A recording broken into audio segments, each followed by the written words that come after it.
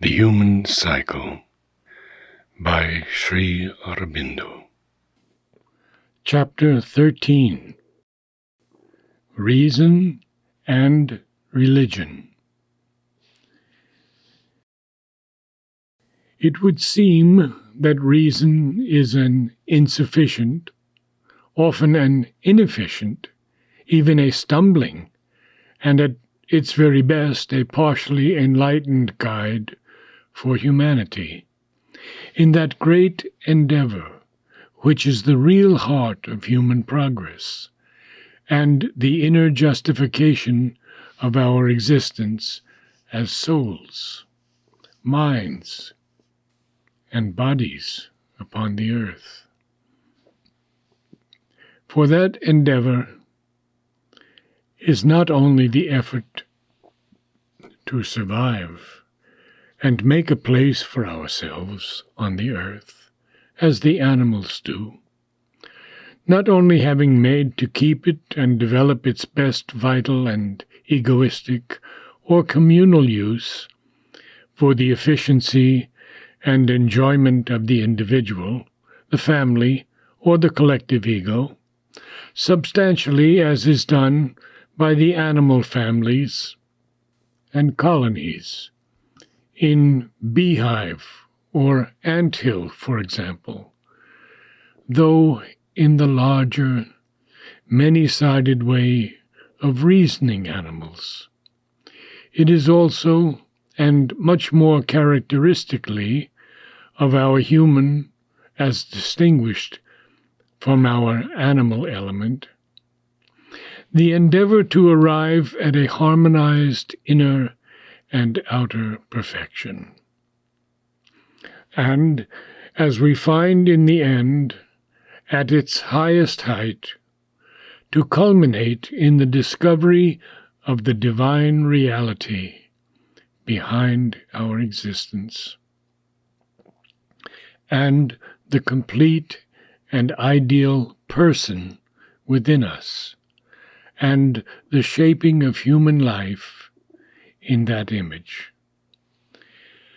But if that is the truth, then neither the Hellenic ideal of an all-round philosophic, aesthetic, moral, and physical culture, governed by the enlightened reason of man, and led by the wisest minds of a free society, nor the modern ideal of an efficient culture and successful economic civilization governed by the collective reason and organized knowledge of mankind can be either the highest or the widest goal of social development. The Hellenic ideal was roughly expressed in the old Latin maxim, a sound mind in a sound body. And by a sound body, the ancients meant a healthy and beautiful body, well fitted for the rational use and enjoyment of life. And by a sound mind, they meant a clear and balanced reason and an enlightened and well-trained mentality, trained in the sense of ancient, not of modern education. It was not to be packed with all available information and ideas, cast in the mold of science and a rational utility, and so prepared for the efficient performance of social and civic needs and duties, for a professional avocation or for an intellectual pursuit. Rather, it was to be cultured in all its human capacities, intellectual, moral, aesthetic, trained to use them rightly and to range freely, intelligently, and flexibly in all questions and in all practical matters of philosophy, science, art, politics, and social living. The ancient Greek mind was philosophic, aesthetic, and political. The modern mind has been scientific, economic, and utilitarian. The ancient ideal laid stress on soundness and beauty, and sought to build up a fine and rational human life.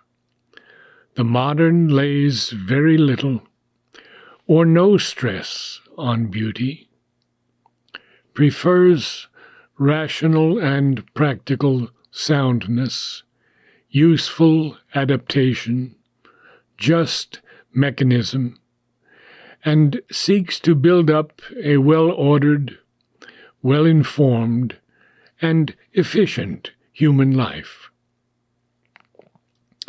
Both take it that man is partly a mental, partly a physical being, with the mentalized physical life for his field, and reason for his highest attribute and his highest possibility. But if we follow to the end the new vistas opened by the most advanced tendencies of a subjective age, we shall be led back to a still more ancient truth and ideal that overtops both the Hellenic and the modern levels. For we shall then seize the truth that man is a developing spirit, trying here to find and fulfill itself in the forms of mind, life, and body. And we shall perceive, luminously growing before us, the greater ideal of a deeply conscious, self-illumined, self-possessing, self-mastering soul in a pure and perfect mind and body. The wider field it seeks will be not the mentalized physical life with which man has started, but a new spiritualized life, inward and outward, by which the perfected internal figures itself in a perfected external living. Beyond man's long, intelligent effort towards a perfected culture and a rational society, there opens the old religious and spiritual ideal, the hope of the kingdom of heaven within us, and the city of God upon earth. But if the soul is the true sovereign, and if its spiritual self-finding, its progressive, largest, widest, integral fulfillment by the power of the Spirit are to be accepted as the ultimate secret of our evolution, then, since certainly the instinctive being of man below reason is not the means of attaining that high end, and since we find that reason also is an insufficient light and power, there must be a superior range of being with its own proper powers, liberated soul faculties, a spiritual will and knowledge higher than the reason and intelligent will, by which alone an entire conscious self-fulfillment can become possible to the human being. We must remember that our aim of self-fulfillment is an integral unfolding of the divine within us, a complete evolution of the hidden divinity in the individual soul and the collective life. Otherwise, we may simply come back to an old idea of individual and social living, which had its greatness, but did not provide all the conditions of our perfection. That was the idea of a spiritualized typal society.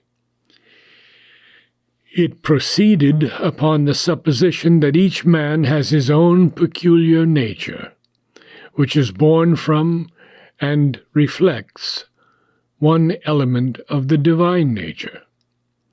The character of each individual, his ethical type, his training, his social occupation, his spiritual possibility must be formed or developed within the conditions of that peculiar element. The perfection he seeks in this life must be according to its law. The theory of ancient Indian culture, its practice, as is the way of human practice, did not always correspond to the theory worked upon this supposition. It divided man in society into the fourfold order, and at once spiritual, psychic, ethical, and economic order of the Brahmin, Kshatriya, Vaishya, and Shudra, practically the spiritual and intellectual man, the dynamic man of will, the vital, hedonistic, and economic man, the material man. The whole society organized in these four constituent classes represented the complete image of the creative and active Godhead. A different division of the typal society is quite possible. But whatever the arrangement or division, the typal principle cannot be the foundation of an ideal human society. Even according to the Indian theory, it does not belong either to the periods of man's highest attainment or to the eras of his lowest possibility. It is neither the principle of his ideal age, his age of the perfected truth, Satya Yuga, Krita Yuga, in which he lives according to some high and profound realization of his divine possibility, nor of his Iron Age, the Kali Yuga, in which he collapses towards the life of the instincts, impulses, and desires, with the reason degraded into a servant of this nether life of man. This too precise order is rather the appropriate principle of the intermediate ages of his cycle, in which he attempts to maintain some imperfect form of his true law, his dharma, by willpower and force of character in the Treta, by law, arrangement, and fixed convention in the Dwapara. We have a footnote here. Therefore, it is said that Vishnu is the king in the Treta, but in the Dwapara, the arranger and codifier of the knowledge and the law. The type is not the integral man. It is the fixing and emphasizing of the generally prominent part of his active nature. But each man contains in himself the whole divine potentiality, and therefore the Shudra cannot be rigidly confined within his Shudrahood, nor the Brahmin in his Brahmanhood.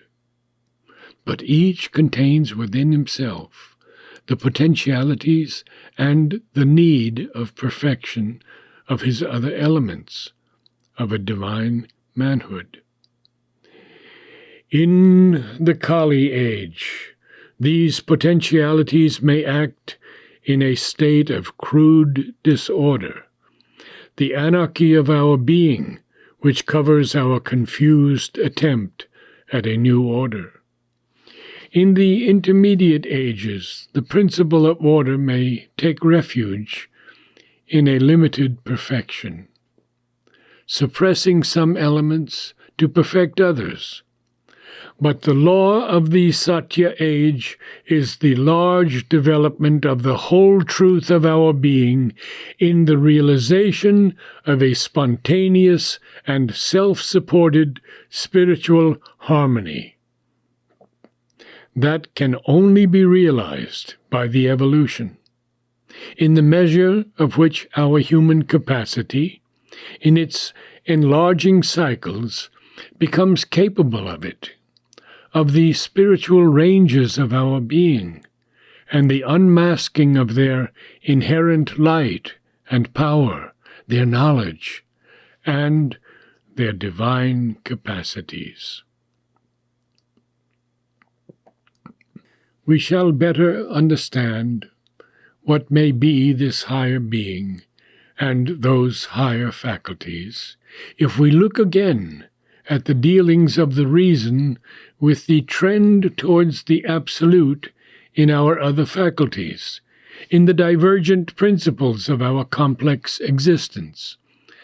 Let us study especially its dealings with the supra-rational in them and the infra-rational, the two extremes between which our intelligence is some sort of mediator. The spiritual or supra-rational is always turned at its heights towards the absolute. In its extension, living in the luminous infinite, its special power is to realize the infinite in the finite, the eternal unity in all divisions and differences. Our spiritual evolution ascends, therefore, through the relative to the absolute, through the finite to the infinite, through all divisions to oneness. Man, in his spiritual realization, begins to find and seize hold on the satisfying intensities of the absolute in the relative, feels the large and serene presence of the infinite in the finite, discovers the reconciling law of a perfect unity in all divisions and differences. The spiritual will, in his outer as in his inner life and formulation, must be to effect a great reconciliation between the secret and eternal reality and the finite appearances of a world which seeks to express, and in expressing seems to deny it. Our highest faculties, then, will be those which make this possible, because they have in them the intimate light and power and joy by which these things can be grasped in direct knowledge and experience, realized and made normally and permanently effective in will, communicated to our whole nature. The infra-rational, on the other hand, has its origin and basis in the obscure infinite of the inconscient. It wells up in instincts and impulses, which are really the crude and more or less haphazard intuitions of a subconscious physical vital, emotional, and sensational mind and will in us. Its struggle is towards definition, towards self-creation, towards finding some finite order of its obscure knowledge and tendencies. But it has also the instinct and force of the infinite from which it proceeds. It contains obscure, limited, and violent velities that move it to grasp at the intensities of the absolute and pull them down, or some touch of them, into its finite action. But because it proceeds by ignorance and not by knowledge, it cannot truly succeed in this more vehement endeavor. The life of the reason and intelligent will stands between that upper and this nether power. On one side it takes up and enlightens the life of the instincts and impulses, and helps it to find on a higher plane the finite order for which it gropes. On the other side, it looks up towards the absolute, looks out towards the infinite, looks in towards the one, but without being able to grasp and hold their realities.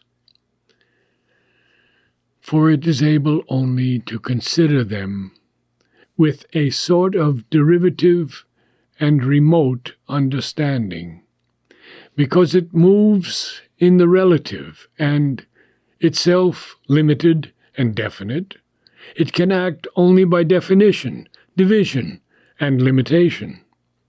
These three powers of being, the suprarational, rational, and infrarational, are present, but with an infinitely varying prominence in all our activities. The limitations of the reason become very strikingly, very characteristically, very nakedly apparent when it is confronted with that great order of psychological truths and experiences which we have hitherto kept in the background. The religious being of man and his religious life. Here is a realm at which the intellectual reason gazes with the bewildered mind of a foreigner who hears a language of which the words and the spirit are unintelligible to him, and sees everywhere forms of life and principles of thought and action which are absolutely strange to his experience. He may try to learn this speech and understand this strange and alien life, but it is with pain and difficulty, and he cannot succeed unless he has, so to speak, unlearned himself and become one in spirit and nature with the natives of this celestial empire. Till then, his efforts to understand and interpret them in his own language, and according to his own notions, end at the worst in a gross misunderstanding and deformation. The attempts of the positive critical reason to dissect the phenomena of the religious life sound to men of spiritual experience like the prattle of a child who is trying to shape into the mold of his own habitual notions the life of adults, or the blunders of an ignorant mind which thinks fit to criticize patronizingly or adversely the labors of a profound thinker or a great scientist. At the best, even this futile labor can account for only the externals of the things it attempts to explain. The spirit is missed. The inner matter is left out, and as a result of that capital omission, even the account of the externals is left without real truth, and has only an apparent correctness. The unaided intellectual reason, faced with the phenomena of the religious life, is naturally apt to adopt one of two attitudes, both of them shallow in the extreme, hastily presumptuous and erroneous. Either it views the whole thing as a mass of superstition, a mystical nonsense, a farrago of ignorant, barbaric survivals. That was the extreme spirit of the rationalist, now happily, though not dead, yet much weakened and almost moribund. Or it patronizes religion, tries to explain its origins, to get rid of it by the process of explaining it away. Or it labors gently or forcefully to reject or correct its superstitions, crudities, absurdities, to purify it into an abstract nothingness, or persuade it to purify itself in the light of the reasoning intelligence. Or it allows a role, leaves it perhaps for the edification of the ignorant, admits its value as a moralizing influence, or its utility to the state for keeping the lower classes in order, even perhaps tries to invent that strange chimera, a rational religion. The former attitude has, on its positive side, played a powerful part in the history of human thought, has even been of a considerable utility in its own way. We shall have to note briefly hereafter how and why, to human progress, and in the end even to religion. But its intolerant negations are an arrogant falsity, as the human mind has now sufficiently begun to perceive. Its mistake is like that of a foreigner who thinks everything in an alien country absurd and inferior, because these things are not his own ways of acting and thinking, and cannot be cut out by his own measures or suited to his own standards. So the thoroughgoing rationalist asks the religious spirit, if it is to stand, to satisfy the material reason, and even to give physical proof of its truths, while the very essence of religion is the discovery of the immaterial spirit and the play of a supraphysical consciousness. So, too, he tries to judge religion by his idea of its externalities, just as an ignorant and obstreperous foreigner might try to judge a civilization by the dress, outward color of life, and some of the most external peculiarities in the social manners of the inhabitants. That in this he errs in company with certain of the so-called religious themselves may be his excuse, but cannot be the justification of his ignorance.